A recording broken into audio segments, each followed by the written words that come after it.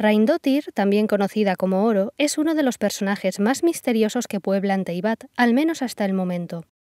Sabemos muy poquito sobre ella y prácticamente toda la información que la concierne procede de fuentes secundarias, lo que significa que decir que la conocemos es una exageración.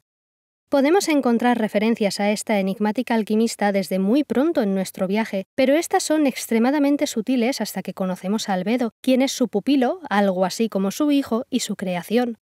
De todas formas, incluso lo que él nos cuenta sobre Raindotir es información indirecta, así que su maestra sigue siendo un misterio. Y pese a ser una figura tan escondida, tan enredada en el lore profundo de Genshin Impact, también se deja implicado en varias ocasiones que jugó un papel fundamental en el cataclismo de Khaenri'ah hace 500 años y que tiene la culpa de algunas de las desgracias que han ocurrido en Teyvat en los últimos siglos. En resumen, Raindotir es un personaje tan desconocido como fascinante, pero también difícil de investigar, precisamente porque todavía no la conocemos. Por eso hoy, en Hablemos de Genshin, trazaremos un círculo alrededor de Raindotir y todo lo que tiene relación con ella, estrechándolo más y más hasta acercarnos tanto como sea posible a esta alquimista, con la esperanza de desvelar algunos de sus numerosos secretos. Vamos a empezar fuerte este vídeo, hablando de alquimia, de la alquimia que existió en la vida real. Eso sí, para no alargarme demasiado y acabar dando una clase de historia, abordaré únicamente los conceptos fundamentales de la alquimia y aquellos específicos que tienen que ver con el Genshin, simplemente para construir una base sobre la que apoyar el resto del vídeo sin necesidad de repetirme constantemente. La alquimia es frecuentemente utilizada en historias de fantasía, lo cual ha llevado a la distorsión de algunas de sus facetas, e incluso a veces se la considera algo así como una mezcla entre ciencia y magia. En realidad, como mejor se puede definir a la alquimia, es como un área de conocimiento o incluso una práctica, ya que es una disciplina del saber que existió durante milenios en múltiples culturas y por lo tanto fue cambiando junto a la humanidad. A lo largo de su historia, la alquimia combinó aspectos de la filosofía, la química, la artesanía, el arte y la religión. Fue tanto algo que se estudiaba como algo que se practicaba, llegando a ser considerada la ciencia perfecta o ciencia completa por el amplísimo rango de habilidades que un alquimista debía poseer para expandir su conocimiento. A veces era una profesión, a veces un área de estudio y a veces incluso un arte. Algunos alquimistas utilizaban su práctica para crear materiales necesarios para su trabajo, tintes textiles, elixires, metales, la lista es larguísima. Otros alquimistas se dedicaban a explorar conocimientos más difíciles de describir y comprender, como la curación de enfermedades, la síntesis de metales preciosos, o incluso usaban sus experimentos como un método para intentar discernir cómo funcionaba el mundo desde una perspectiva que mezclaba lo científico con lo espiritual y lo filosófico. Las dos necesidades absolutamente esenciales para un alquimista eran un laboratorio o taller donde llevar a cabo su práctica y textos, libros, manuales, códices, recetas. En suma, instrucciones y métodos anotados por otros alquimistas o por ellos mismos para dirigir sus estudios. Típicamente, un alquimista leía y descifraba sus fuentes, anotaba sus descubrimientos, experimentaba, volvía a anotar sus descubrimientos, volvía a experimentar y al final del proceso escribía él mismo su propio método, el cual en la mayoría de ocasiones estaba codificado de alguna manera, ya fuese para proteger los secretos que había descubierto de los ojos del común de los mortales o ya fuese para proteger un secreto de su oficio que solamente dejaría aprender eventualmente a su futuro aprendiz y heredero. Por supuesto, todo esto que estoy explicando es a rasgos muy generales, ya que como he mencionado antes, la alquimia evolucionó y varió muchísimo con el paso de los siglos y desde enfoques culturales distintos. Por otra parte, la alquimia más intelectual y filosófica perseguía tres objetivos fundamentales, o mejor dicho, los alquimistas más puros buscaban crear tres sustancias. Primero, el elixir de la vida. Según la perspectiva de los alquimistas, la naturaleza se hallaba en un constante proceso de mejora que culminaría en la perfección absoluta, proceso que el ser humano podía replicar y acelerar. El elixir de la vida era la encarnación de este concepto, algo que permitiese a su creador obtener no solo la vida eterna, sino juventud y salud eternas también. Este elixir estaba profunda y estrechamente relacionado con la transmutación del oro, pues al ser este el metal más puro y perfecto, muchos pensaban que el elixir de la vida debía componerse de oro o tenerlo como núcleo y elemento fundamental. Básicamente, la cuestión era transportar la perfección del oro al ser humano. El segundo objetivo de los alquimistas, quizá menos conocido, es una sustancia que llamaban alcaest o alcagest y que se suponía que era un solvente universal. El alcaest debía poseer el poder de reducir toda la materia a su origen, a su sustancia primitiva original. Así, los alquimistas podrían, hipotéticamente, obtener elementos perfectamente puros con los que trabajar o incluso llegar a descubrir de manera tangible el alma humana. Y por último, la que seguramente es la meta más famosa de los alquimistas, la piedra filosofal. Irónicamente, la piedra filosofal no era una materia o sustancia sólida, sino un elixir muy parecido al elixir de la vida. De la misma manera que el elixir de la vida podría perfeccionar a una persona haciéndola inmortal, la piedra filosofal podría transmutar oro a partir de cualquier materia, perfeccionándola.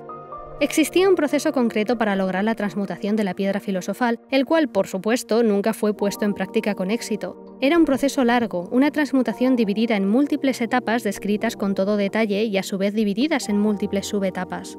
Pero uno de los consensos más aceptados dividía esta larga y costosa transmutación en 4 fases: nigredo, albedo, citrinitas y rubedo. ¿Nos suena a todos, verdad? Estas son las 4 fases de la alquimia que nos enumera y explica Albedo en sus líneas de ascensión, aunque en Genshin se nombran en un orden ligeramente diferente y algunas de las fases tienen características distintas a sus contrapartes en la vida real. Además, este proceso de síntesis de la piedra filosofal se conocía como Opus Magnum, que en Genshin es el título del libro que Oro le legó a Albedo antes de desaparecer. Es posible que la meta de este proceso no fuese la misma que en la alquimia del mundo real, la de transmutar la piedra filosofal, sino que esté más relacionado con la creación de seres humanos artificiales como el propio Albedo. Indagando más en el Opus Magnum, cada una de las etapas se asocia con un color, un animal y muchas veces un elemento químico y varias ideas filosóficas o místicas. Sin embargo, estas asociaciones son numerosísimas y en ocasiones contradictorias por varios factores ya mencionados. La alquimia cambió y evolucionó a lo largo de los siglos, adaptándose a la cultura de cada lugar y época en los que se practicaba, y además los alquimistas que sentían que se acercaban mucho a alguno de los grandes objetivos de su ciencia y arte solían encriptar sus manuales y tratados para proteger esos secretos de ojos no adeptos. Sí que es cierto, eso sí, que algunos de estos símbolos y asociaciones pueden encajar muy bien en la alquimia de Genshin Impact, así que los veremos un poco más adelante, pues guardan una estrecha relación con las creaciones de Reindottir, especialmente con Durin, Albedo y los prototipos que vinieron antes que él. Y hablando de la alquimia en Genshin, no tenemos mucha información acerca de cómo es o qué objetivos persigue más allá de los logros y metas de Reindottir en particular. Albedo es prácticamente nuestra única fuente de información sobre la alquimia y nos cuenta que es una práctica en su mayor parte perdida y olvidada. En el presente, la alquimia es vista como una habilidad conveniente, pero nada espectacular, creencia que se contradice totalmente con lo poco que hemos podido ver de esta. Una de las escuelas de la Academia de Sumeru, la Escuela de Elementalismo, estudia la alquimia junto a los elementos y las líneas ley, pero no tenemos más información sobre esto. Podemos suponer, sin embargo, que la alquimia no es un área de conocimiento tan olvidada si hay gente en la Academia estudiándola todavía. No obstante, debemos tener en cuenta también que tanto Reindottir como Albedo practican una rama de la alquimia diferente a la que se practicaba o practica en Teyvat. Este tipo de alquimia se llama quimia y tiene sus orígenes en Canria, lo cual explica que se halle casi extinta. La quimia se centraba sobre todo en el objetivo de crear vida artificial, ya que Canria, al ser una nación subterránea, apenas tenía fauna natural. Y es también Albedo el que nos desvela en el evento Sombras de Nieve y Polvo que la creación de vida humana es el pináculo de esta rama específica de la alquimia.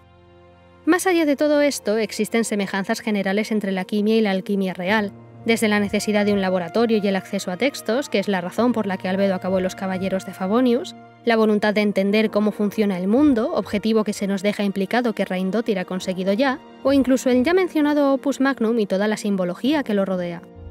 Hasta ese carácter casi esotérico que se le asigna a la alquimia ha podido ser una fuente de inspiración para crear la alquimia de Genshin Impact, pues todas las creaciones y logros que vemos en el juego que han sido alcanzados mediante la alquimia parecen casi algo mágico, algo imposiblemente milagroso. Acerquémonos ahora un poco más a Reindottir, esta vez observando de cerca su obra. Hasta donde sabemos, la alquimista creó diferentes formas de vida artificiales a lo largo de los siglos y conocemos o tenemos información de unas cuantas.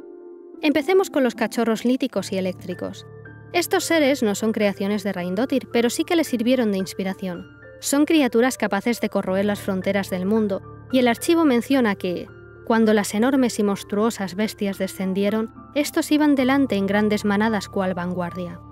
Teniendo en cuenta lo que aprendimos sobre el cataclismo de hace 500 años en la misión Llevarena del bien y el mal, podemos concluir que estos monstruos formaron parte de las hordas que escupió el abismo durante el desastre. También, según el archivo, Oro los clasificó como alfisoles, dando a entender que ésta los estudió para después usarlos como base o modelo para sus propios fines. Un alfisol es una categoría de suelo, de tierra. Es un término que pertenece al ámbito de la agricultura. Los alfisoles son suelos jóvenes que retienen minerales y arcillas que no muestran signos de erosión. En un primer momento este término parece totalmente fuera de lugar, pero en realidad tiene sentido. Después de todo, la quimia que practica Hreindóttir está estrechamente vinculada con la tierra. Desde esta perspectiva podemos interpretar que un alfisol sería una tierra con bastantes recursos explotables, bastante apta para usarla en experimentos alquímicos. A partir de estos cachorros, Hreindóttir creó a los sabuesos líticos y eléctricos. No es nada sorprendente que mantengan el mismo tipo de energía elemental, pues son criaturas creadas a imagen y semejanza de los originales. Eso sí, los sabuesos creados por Hreindóttir son más grandes y más fuertes, y no solo conservan las habilidades de sus predecesores, sino que muestran trazas de conciencia propia. En la entrada del archivo de los sabuesos líticos, por ejemplo, se describe que muestran un comportamiento parecido al de los lobos y que tal vez sientan envidia y sueñen con reemplazarlos. Es como si Hreindóttir hubiese visto a los cachorros procedentes de otro mundo, a los lobos de Teyvat, y hubiese decidido crear una criatura que mezclase los atributos de ambos y los perfeccionase de alguna manera. Lo más preocupante que registra el archivo sobre estas criaturas es que sembraron el caos en todo el continente en el pasado y que hace poco han vuelto a aparecer cerca de la aldea Agua Clara y el reino de los lobos, en Mondstadt. Esta reaparición sugiere que, o bien Hreindóttir ha estado en Mondstadt recientemente, o bien ha surgido una población de estos sabuesos de manera espontánea, lo cual a su vez significa que el alquimista no tiene demasiado control sobre sus criaturas. Y hablando de esto, Hreindóttir creó una criatura más inspirada en estos sabuesos por accidente, el rey acechador dorado. El material que deja caer este monstruo al derrotarlo, el cuerno del rey acechador, especifica que estas criaturas son deformes y fueron creadas como si fueran dibujos no deseados y pintados en hojas de papel.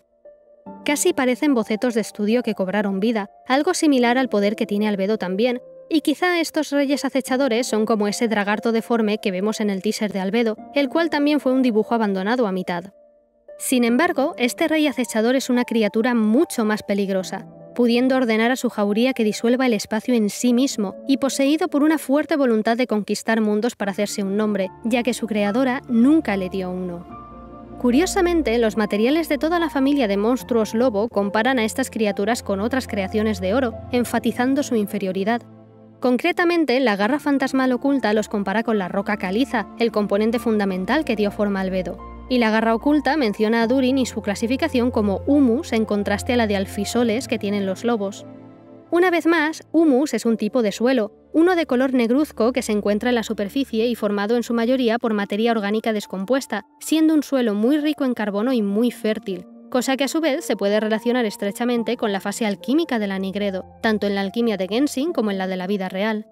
El color negro y la fertilidad de este tipo de tierra se asemejan al comienzo de la transmutación alquímica, al potencial sin refinar.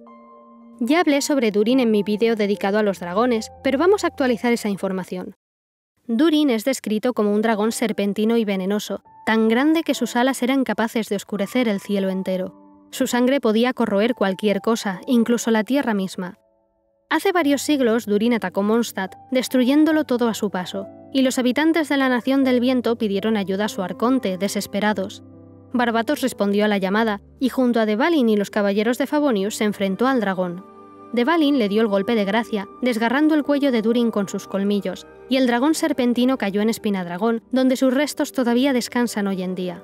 Las consecuencias de esta batalla fueron terribles, poniendo en marcha toda una serie de acontecimientos que aún hoy en día tienen efectos sobre todo Teyvat. Dvalin fue corrompido por la sangre de Durin, sumiéndose en un larguísimo sueño del cual no se despertó recuperado. Además, para entonces los ciudadanos de Mondstadt habían olvidado sus hazañas, con lo cual ahora le temían.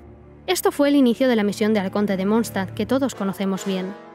Los caballeros de Favonius sufrieron numerosas bajas, entre las cuales estaba Rostam, la mano derecha del entonces Gran Maestro y el fundador de la técnica de espada que usan los caballeros hoy en día. Su muerte le produjo un profundo dolor a su enamorada, Rosalind, quien a raíz de esto se convirtió en la bruja carmesí de las llamas y mucho más tarde en la Señora, una de los 11 heraldos de los Fatui. Menudo efecto dominó. Pero lo más fascinante de todo esto es que, si leemos con atención la descripción de la lanza de Espinadragón, podemos comprobar que Durin no atacó Mondstadt por placer. Más bien, parece que algo se apoderó de él y lo llevó a destruirlo todo a su paso, cuando en realidad lo único que quería era vivir en paz con el hermoso dragón y el hermoso bardo. Es más, en la descripción de la espada Deseo Ponzoñoso, Durin pronuncia las siguientes palabras. Gracias, madre, gracias. Gracias por darme alas para volar y un cuerpo fuerte y poderoso. Quiero ir a un lugar donde hay canciones hermosas, madre. Les hablaré sobre ti, madre, y sobre todos los demás. Les contaré lo hermoso que es el lugar en el que nací.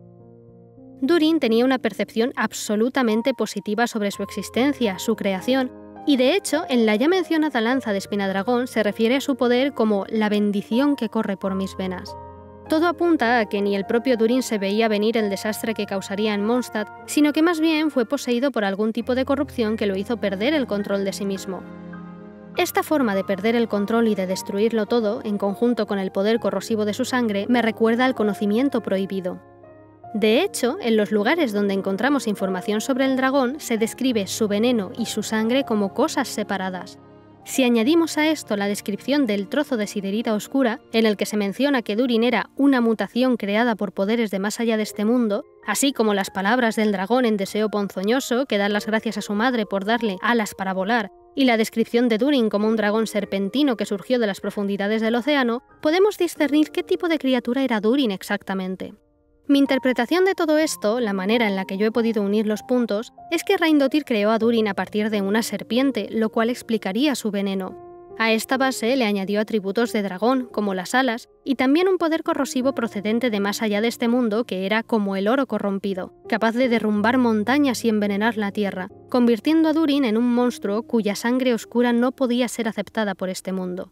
Es decir, infundió a su creación mutante de conocimiento prohibido, lo cual con el tiempo invadió la propia conciencia del dragón y lo hizo perder el control y destruirlo todo a su paso, pese a que en realidad no quería hacer nada de esto. Pero antes de su corrupción y destrucción, Durin no era una criatura malvada. Admiraba todo aquello que era hermoso y deseaba rodearse de ello. Además, sentía un gran agradecimiento hacia Rhaendotir, a quien consideraba su madre, por haberlo creado. Eso sí, no era todo tan bonito hasta que el conocimiento prohibido invadió la mente de Durin. No sabemos cuánto tiempo vivió, pero en el evento de la versión 2.3, Sombras de nieve y polvo, se deja implicado que Durin vio nacer a varios proyectos de humano artificial, lo que en última instancia daría lugar al albedo que conocemos, y Rhaendotir le daba los sujetos fallidos a Durin para que se los comiese. Y entremos ahora en el vasto mundo de los símbolos alquímicos, porque existen varios que pueden ser relacionados perfectamente con Durin, su creación y su muerte. Para los alquimistas, todos los metales del mundo tenían dos elementos fundamentales en común, el mercurio y el azufre. Estos dos elementos eran vistos tanto desde una perspectiva física, real, como desde una perspectiva filosófica y metafísica que les atribuía propiedades abstractas o incluso espirituales. Me explico. El mercurio se identificaba con el fluido psíquico presente en todos los seres, algo así como la consciencia o el alma, dependiendo de interpretaciones. A veces se distinguía este mercurio filosófico del metal llamándolo mercurio hermético, en referencia al hermetismo, un movimiento filosófico. Pero lo que nos interesa a nosotros es esa propiedad de consciencia, así como la naturaleza doble y contradictoria que se le atribuía y su capacidad de unir elementos opuestos en la transmutación alquímica. El mercurio era considerado el soplo creador del espíritu universal y se le asignaba una identidad femenina, asociándolo con símbolos típicamente femeninos como la luna. Por otro lado, el azufre era visto como la contraparte del mercurio. Se le atribuían propiedades parecidas a las del fuego, pero un fuego abstracto, simbólico, el fuego que animaba la materia. También se asociaba al azufre con la luz divina creadora y con símbolos típicamente masculinos, como el sol. Y lo más interesante para el tema que nos ocupa hoy, en varias interpretaciones alquímicas y filosóficas se asociaba el azufre con la figura del dragón, un dragón que se devora a sí mismo hasta que su cuerpo entero acaba dentro de su cabeza. Pero lejos de ser una muerte, este proceso se consideraba como una manera que tenía el dragón de convertir su naturaleza negativa en el fuego interior del mercurio. Era un paso del azufre al mercurio, de lo negativo a lo positivo, de la muerte a la vida. Este concepto del dragón que se devora a sí mismo puede relacionarse con la corrupción de Durin y con su clasificación como humus, la tierra negra llena de nutrientes que se corresponde tanto con la fase del anigredo como con algunas de las propiedades atribuidas al azufre. Es más, la materia en descomposición que forma el humus puede relacionarse con el veneno del dragón y con cómo Durin dio vida incluso después de su muerte. Pues en la versión 2.3, Albedo nos cuenta que el albedo impostor volvió a la vida gracias a la sangre de Durin, ya que su corazón, que sigue bombeando sangre a las profundidades de Espinadragón, es capaz de interrumpir el flujo de líneas ley de la montaña y de otorgar a los monstruos que viven en ella una minúscula parte de su poder, volviéndolos extraños y más fuertes de lo normal. De esta manera, aunque Durin murió hace siglos, sigue proveyendo vida. Y así es como llegamos a Albedo, al que podemos considerar la obra maestra de Hreindottir. Al igual que los sabuesos y Durin, Albedo tiene una estrecha relación con la tierra, aunque de manera diferente a sus hermanos. Hreindottir no clasificó a Albedo como a sus otras creaciones, pero lo creó a partir de roca caliza, la cual, en la alquimia de Genshin, se obtiene a partir de tierra refinada a la que se le han extraído todas las impurezas. La clasificación en la que entra Albedo es homúnculo, otro término de origen alquímico, por supuesto. Desde aproximadamente el siglo XV, un homúnculo era un ser vivo artificial relativamente parecido a un ser humano, creado a través de varios procesos. El propósito clásico de un homúnculo era ser el ayudante de su creador, aunque por supuesto hay muchísimas interpretaciones de esto y numerosas historias y leyendas sobre estos seres. Según nos cuenta Albedo en Sombras de Nieve y Polvo, el logro máximo de la alquimia, cuando ésta llega a su pináculo y se combina con un inmenso conocimiento, es la creación de vida humana. Solo por esto, la propia existencia de Albedo es una manifestación del mayor logro alquímico posible. Además, a diferencia del indeterminado número de sujetos que nacieron antes que él, Albedo fue un rotundo éxito. Es un ser humano independiente, capaz de pensar por sí mismo, con una tremenda capacidad de aprendizaje. Físicamente es idéntico a cualquier ser humano, salvo por la marca del cuello, y su cuerpo tiene las mismas funciones y necesidades fisiológicas, si bien un poco atenuadas, ya que Albedo nos cuenta en una de sus líneas de voz que no come demasiado. Aparte de todo esto, a lo largo de las misiones y eventos en las que participa, hemos podido ver cómo Albedo se va acostumbrando poco a poco a vivir rodeado de humanos y cómo se va abriendo cada vez más, lo cual implica que también tiene sentimientos totalmente humanos. Es capaz de forjar amistades y relaciones positivas con otros miembros de la comunidad, y podemos ver cómo se ha integrado perfectamente en la sociedad de Mondstadt y en su trabajo en los Caballeros de Favonius. Si bien se le considera una persona reservada y un poco distante, estos no son rasgos inusuales en los seres humanos. Y ahora volvamos al tema del Opus Magnum y la simbología alquímica, porque podemos encontrar referencias fascinantes en el personaje de Albedo. Empezando por su nombre, que como ya he mencionado antes, deriva de una de las etapas de la transmutación de la piedra filosofal. Voy a explicar brevemente todo este proceso para poder entender mejor de dónde salen las inspiraciones. Cada una de las 4 etapas del Opus Magnum está asociada con un proceso químico, un color y uno o varios animales, símbolos y conceptos. El tema del color es especialmente curioso, pues depende del color que tomaban los elementos transmutados dentro del matraz, o al menos del color que se suponía que el alquimista debía ver en cada etapa. Durante el nigredo se solían quemar los elementos buscando una reacción química de combustión. Por eso el color asociado a esta etapa es el negro, porque también es un color asociado a la oscuridad y al estado primitivo de la materia. La segunda etapa, la albedo, es la que más nos interesa, por supuesto. Se le asociaba el color blanco debido a las cenizas de los elementos carbonizados. Era una etapa muy positiva, considerada el primer indicio de que la transmutación iba a tener éxito. También se asociaba la etapa del albedo con el unicornio, el cual es uno de los símbolos del mercurio hermético.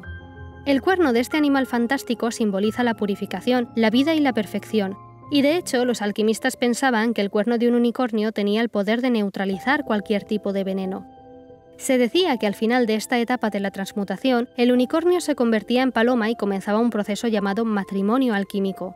En este momento se pasaba a la siguiente fase, la citrinitas, donde se finalizaba este proceso. El matrimonio alquímico era la unión de los elementos opuestos y complementarios vista como la unión de sus atributos femeninos y masculinos. Esta unión causaba que los elementos transmutados adquirieran un color amarillo o dorado, el característico de esta etapa. Finalmente, la sustancia se tornaba de color rojo o púrpura en la última fase, la rubedo. Existe un símbolo muy concreto asociado a esta etapa, que es un pelícano que se está abriendo una herida con su propio pico y alimentando a sus hijos con su sangre. Supuestamente, tras la finalización de esta etapa se obtenía la piedra filosofal, también de este color rojo o purpúreo. En Genshin Impact se invierte el orden de las etapas de la rubedo y la citrinitas, y también se les da otro significado. La rubedo hace referencia a un refinamiento emocional, no alquímico, mientras que la citrinitas es la fase en la que finalmente sale a la luz el valor del objeto transmutado. Puede que sea por el énfasis en el color amarillo de la citrinitas, tan parecido al del oro, o tal vez porque las 4 etapas de la alquimia en Genshin se desarrollan de manera paralela a la evolución del propio albedo. Desde la nigredo, asociada con la búsqueda del sentido de la vida, que es lo que Albedo estaba investigando en su misión legendaria, la albedo, la etapa que le da su nombre, asociada con la eliminación de impurezas y con la absorción de todo el conocimiento del mundo, la rubedo, en la que Albedo está mejorando gracias al viajero, y finalmente la citrinitas, donde aquello que no parecía tener valor se convierte en oro, entendiendo como oro un estado perfecto, el éxito del experimento. Por otra parte, me resulta increíblemente interesante que Albedo, siendo la obra perfecta de Hreindóttir, esté tan relacionado con Durin, otra de sus grandes creaciones, pero que tuvo el final que tuvo. Es una relación que podemos ver en las dos espadas que conseguimos en los eventos de Espinadragón, Deseo Ponzoñoso y Uso de Cinabrio, la cual es considerada el arma característica de Albedo. En el evento El Príncipe de la Roca Caliza y el Dragón, Albedo afirma que encontró la espada perdida en un almacén de la sede de los Caballeros de Favonius y sintió inmediatamente que había algo en ella. De hecho, al final de este evento dice: «La fuerza vital de ese dragón resuena en mí, no porque él sea un dragón, sino por mí. Hreindóttir, maestra, ¿es esta tu creación, el dragón gigante Durin?». Estos pensamientos de Albedo suscitan cuestiones muy interesantes. El alquimista no sabía hasta ese momento que Durin era una creación de Hreindóttir, lo cual nos revela dos cosas. Primero, Albedo nació después de la muerte de Durin, encajando con lo que nos contó mucho más tarde en Sombras de Nieve y Polvo.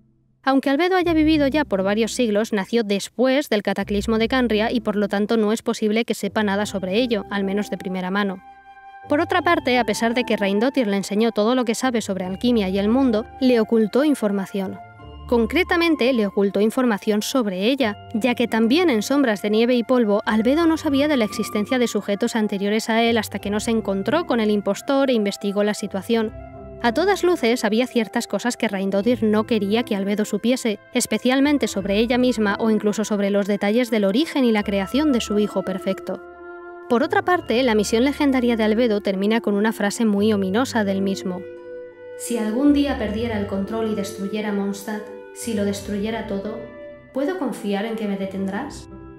Honestamente, no tengo claro al 100% si la misión legendaria de Albedo ocurre cronológicamente antes o después del evento del Príncipe de la Roca Caliza y el Dragón, pero aún así me resulta fascinante que Albedo sepa que existe una posibilidad de que acabe igual que Durin. No parece que Albedo tenga conocimiento prohibido en su interior, o al menos nunca ha dado señales de ello ni de poseer ningún poder que se pueda volver en su contra, pero es consciente de que existe este posible futuro tan perturbador.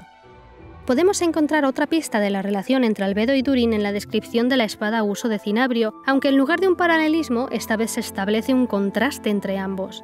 La espada puede resistir la corrupción de un veneno capaz de derribar a un poderoso dragón, y hace referencia al proceso de purificación de la transmutación alquímica. Pero hay una parte de la descripción de esta espada que me intriga especialmente. «Debes perseguir aquello que tu hermano mayor, el corcel blanco de un solo cuerno, no pudo lograr. Llega a la orilla de la filosofía y forja un nuevo destino para mí y tus hermanos». Es una frase de lo más enigmática, pero como hemos visto antes, el corcel blanco de un solo cuerno, es decir, el unicornio, es un símbolo que representa al mercurio hermético y especialmente a la fase alquímica del Albedo. Es muy fácil relacionar al unicornio con el homúnculo, pero ¿y si no es una referencia a nuestro Albedo, sino al impostor? Hacia el final de Sombras de Nieve y Polvo, cuando ambos Albedos se enfrentan, se subrayan las similitudes entre los dos. Los dos son seres con conciencia propia y deseos propios, diferenciándose fundamentalmente por las circunstancias en las que han vivido. El Albedo que conocemos nació siendo un experimento exitoso y fue criado por su creadora, con la que pasó los primeros siglos de su existencia explorando dominios y refinando sus habilidades alquímicas. Y en el presente, Albedo vive felizmente integrado con los humanos, rodeado de gente que lo aprecia. En el lado contrario está el impostor, un ser que fue descartado como un fracaso pero que revivió por accidente, que ha vivido su corta existencia solo en la montaña, limitado a observar a los humanos y cultivando un profundo deseo de mezclarse con ellos, sustituyendo a aquel que percibe como un rival. En el impostor se mezclan la envidia, la soledad, la frustración y el deseo de ser perfecto, razón por la que no tiene la marca en el cuello cuando toma la forma de Albedo. Viéndolo así, podría ser él el unicornio que fracasó, y así el Albedo que conocemos tendría la tarea de forjar un nuevo destino para sí mismo y sus hermanos, un objetivo que de hecho se cuestiona durante este evento, preguntándose si no es de suma arrogancia crear vida y cambiar el destino. Pero volviendo a la relación entre Albedo y Durin, el nombre de esta espada esconde una pequeña referencia también. El cinabrio es un mineral de color rojo intenso que se forma junto a fuentes cálidas. Está compuesto por mercurio y azufre, las dos sustancias fundamentales según la tradición alquímica, las dos sustancias a las que hacen una referencia simbólica Albedo y Durin. El cinabrio se ha usado a lo largo de la historia de la humanidad para fines prácticos como la elaboración de tintes, pero también tenía usos más espirituales como la preservación de huesos humanos y la creación a partir de él de un elixir que en teoría alargaba la vida del que se lo tomaba, aunque en realidad causaba envenenamiento por mercurio. Las fuentes cálidas en las que se forma el cinabrio, el color rojo y la preservación de huesos pueden relacionarse con algunas de las características de Durin, mientras que el elixir de longevidad y las palabras de la descripción de la espada pueden hacer referencia al Vedo. En definitiva, me parece tremendamente curioso cómo estas dos criaturas de Rhaeindottir están tan profundamente relacionadas, tanto de manera paralela como de manera opuesta. Me hace preguntarme entonces cuál será el futuro de Albedo, si realmente está condenado a perder el control y ser detenido definitivamente por un amigo, como le pasó a Durin, o si podrá evitar este destino y forjar el suyo propio, como sugiere la espada a uso de cinabrio. Y finalmente llegamos a Rhaeindottir en sí misma. Esta mujer continúa siendo un absoluto misterio, pues los únicos datos directos que conocemos sobre ella son su nombre, su sobrenombre y las dos frases que pronuncia durante el evento del Festival de las Flores de Mondstadt de la versión 3.5. Como no conocemos su aspecto físico, lo que nos impide analizar su diseño, empecemos por su nombre. Rhaeindottir se divide en dos partículas. Dottir es un sufijo originario de noruego antiguo y significa hija de. En un principio es un elemento bastante común en los nombres escandinavos y podemos encontrar un equivalente a este sufijo en prácticamente todas las lenguas del mundo. La primera parte de su nombre es la realmente interesante. Rhain es una referencia a las doncellas o hijas del Rin, personajes ficticios del ciclo de óperas El Anillo del Nibelungo, de Wagner. Y aunque parece una referencia muy absurda, en realidad no lo es en absoluto. En la segunda misión legendaria de Najida, Apep nos habla del rey dragón que gobernaba Teyvat en tiempos antiquísimos, el cual se llamaba Nibelung, haciendo referencia a esta obra también. Encontramos una referencia más en el apellido Alberic, un personaje del Cantar de los Nibelungos, la obra que inspiró a Wagner para escribir su ciclo de óperas. Y por último, tenemos una posible referencia más en la misión La Llevarena del Bien y el Mal.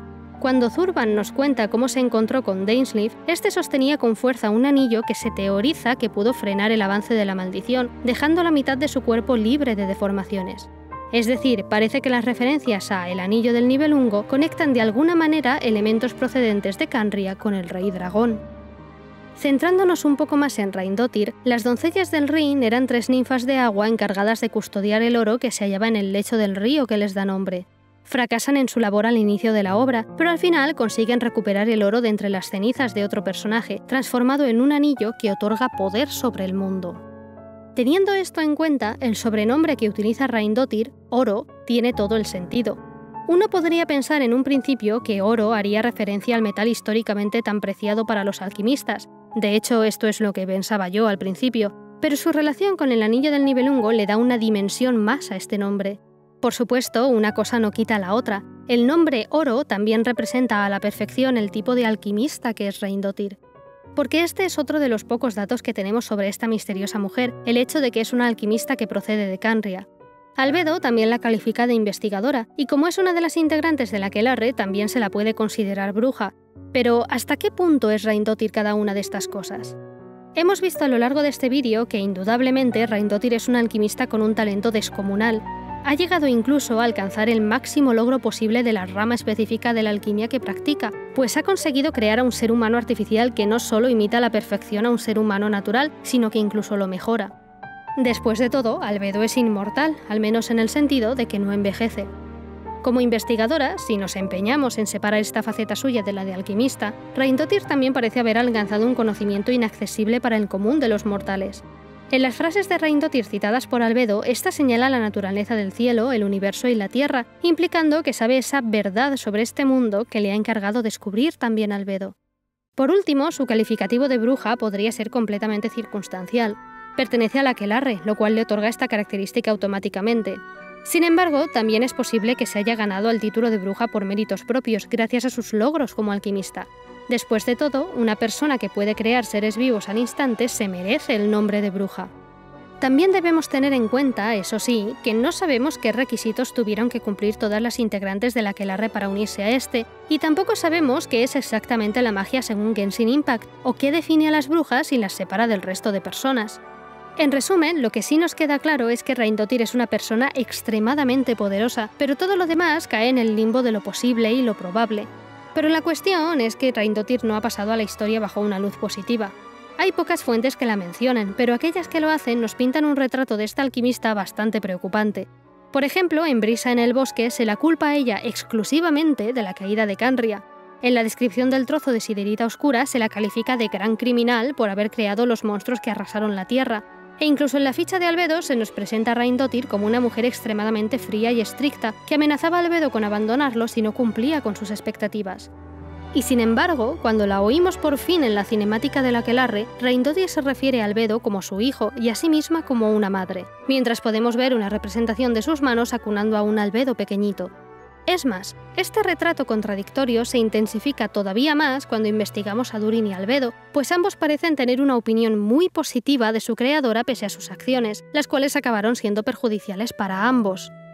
De hecho, me gustaría detenerme otra vez en la descripción de la espada de Seo Ponzoñoso.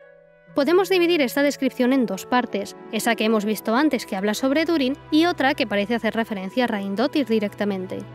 Voy a leer esta parte de la descripción de la espada para aquellos que estén escuchando este vídeo como un podcast. Eso ocurrió hace mucho, mucho tiempo. Una vida que no pueden hacer, deseos que no se pueden cumplir, sueños infructuosos que deambulan por la oscuridad del universo, se apoderaron de mi cuerpo y llegaron a este mundo. Después, queridos niños, como la lluvia que se cuela por las grietas y las plantas que crecen hacia la luz del sol, van a un lugar hermoso y muestran su belleza.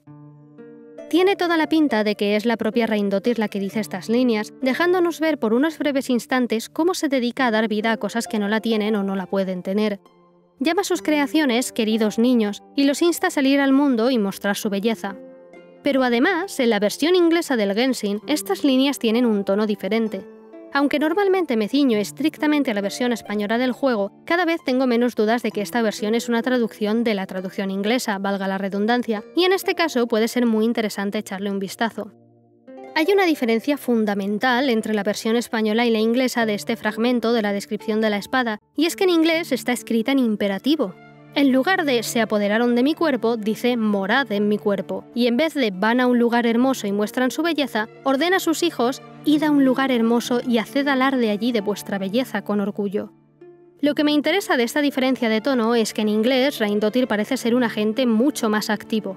Es ella la que ordena todas esas vidas y deseos frustrados a usarla de catalizador para existir, y la que luego insta a sus creaciones a salir al mundo con orgullo.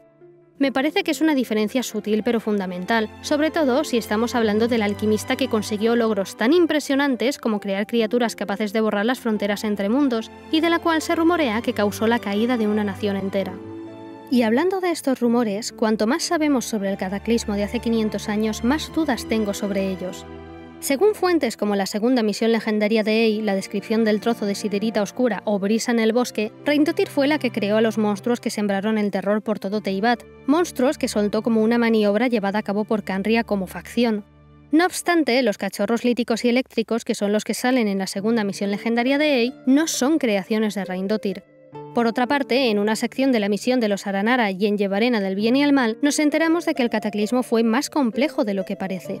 No es que Khaenri'ah como nación crease monstruos y los usase para causar caos en el mundo y rebelarse contra los dioses, sino que estos monstruos salieron del abismo y muchos guerreros procedentes de Khaenri'ah lucharon contra su invasión, dando a entender que hubo varios bandos o facciones en juego durante este desastre, y las fronteras entre los malos y los buenos están mucho más difuminadas de lo que podría parecer. Por tanto, Raindottir no pudo soltar a sus monstruos como parte del ataque de Khaenri'ah porque esta nación no era una facción monolítica y porque al menos parte de estos monstruos no fueron una creación suya ni atacaron Teyvat por su culpa. Eso sí, no tenemos claro cuál fue su papel dentro de este conflicto, y hasta ahora esa ambición desmedida que se describe en Brisa en el bosque parece encajar bien con lo que sabemos de ella, al menos lo que podemos inferir a partir de las creaciones que ha dejado atrás. Así que Raindottir sigue en una suerte de limbo, pues no sabemos si como personaje es un agente positivo, negativo o neutral. Yo personalmente me inclino por la última opción de todas, pensando que Raindottir tiene su propia agenda y va por libre, aunque a veces sus acciones acarrean consecuencias desastrosas para otros. Pero bueno, esto es solamente una interpretación personal, y tendremos que esperar a tener más información sobre ella para juzgarla correctamente.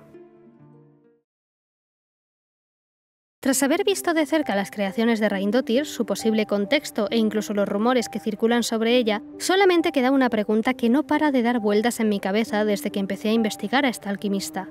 ¿Qué quiere hacer Raindottir? O mejor dicho, ¿qué más quiere hacer Raindottir?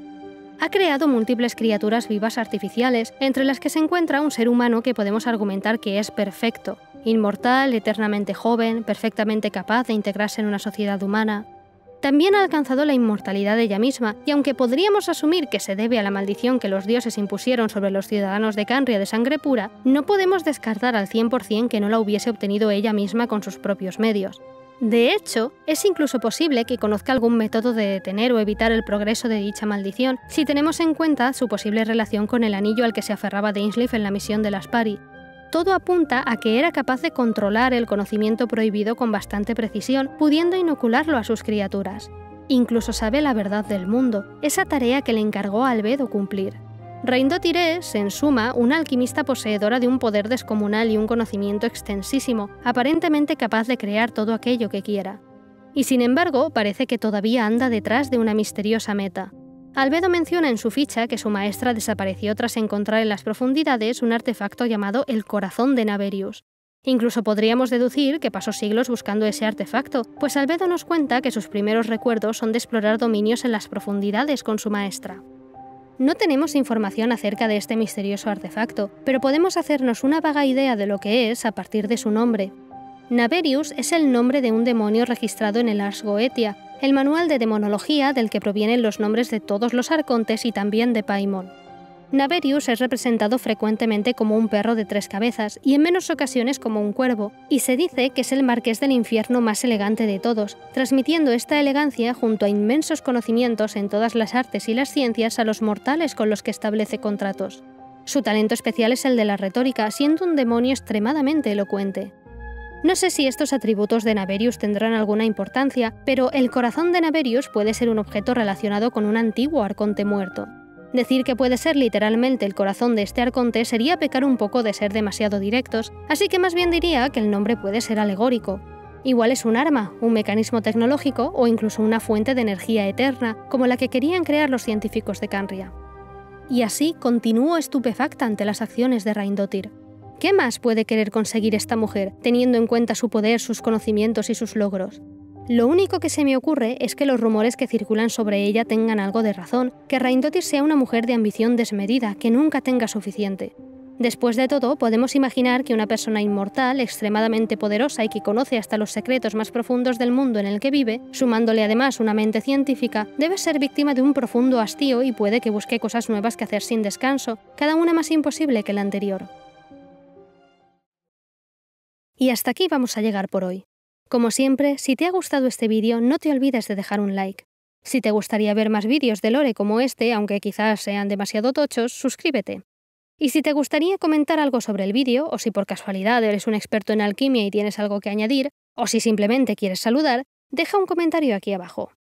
Aparte de YouTube, estoy en TikTok, donde subo clips de estos vídeos y algún vídeo corto muy ocasional, y en Twitter, por donde me paso de vez en cuando a dar señales de vida o compartir alguna que otra tontería. Nos vemos en el próximo vídeo.